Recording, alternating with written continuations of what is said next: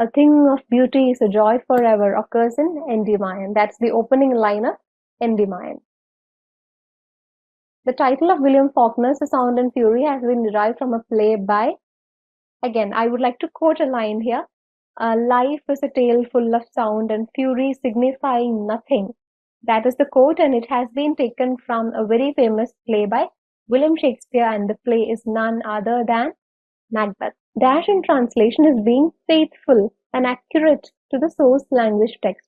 Translation is when you adapt a text from one language to the next, and the degree of faithfulness to the source text, the original text, is called as fidelity, option C. It's not distortion, it's not target language, it's fidelity or fidelity, option C. Which book begins with man's first disobedience? And what is that disobedience? The tempting apple, right, by Adam and Eve. And definitely that would be Paradise Lost, written by by John Milton. So it's option C, Paradise Lost. The dramatic term anagnorisis signifies, what is anagnorisis? Anagnorisis is a sudden discovery, it's a sudden revelation. Till then, the course of the play or the drama was in one way, and now something suddenly appears, it kind of enlightens everything, and that is a sudden revelation known as anagnorisis. So the option should be option A, discovery. Who wrote the famous work Orientalism, published in the year 1978? It is none other than Edward Said. And this work, Orientalism, is a seminal work in post-colonial literature. It talks of the Orient and the Occident. Orient related to the Eastern Hemisphere, and Occident, the Westerners.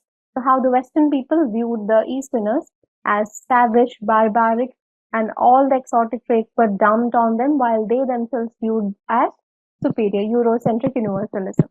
So it's option B, Edward Said. The language of the age is never the language of poetry.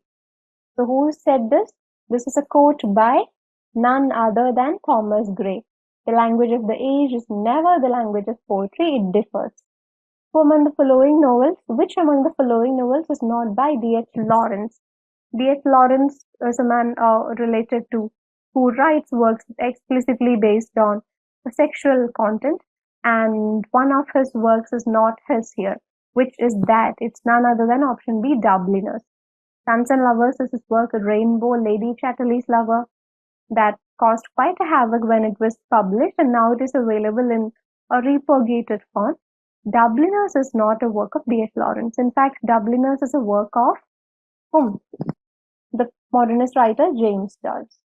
Who among the following was not an imagist? So imagism is that school of poetry wherein images were replicated by poets. A poem would read something very close as an image. So if you look at such poems, if you read such poems, you can actually visualize the image behind it. And who is not an imagist in this case? It's Dylan Thomas, the Welsh poet. Ezra Pound is an imagist writer. T.E. Hulme and Hilda Doolittle. She is known by H.D. So all three are imagist writers. But Dylan Thomas, the Welsh poet, is not. And what are some of his major poems? Do Not Go Gentle into That Good Night, and That Shall Have No Dominion, A Child's Christmas in Wales, Under Greenwood Tree, etc. Martin Esslin introduced the concept of option B, theatre of the absurd.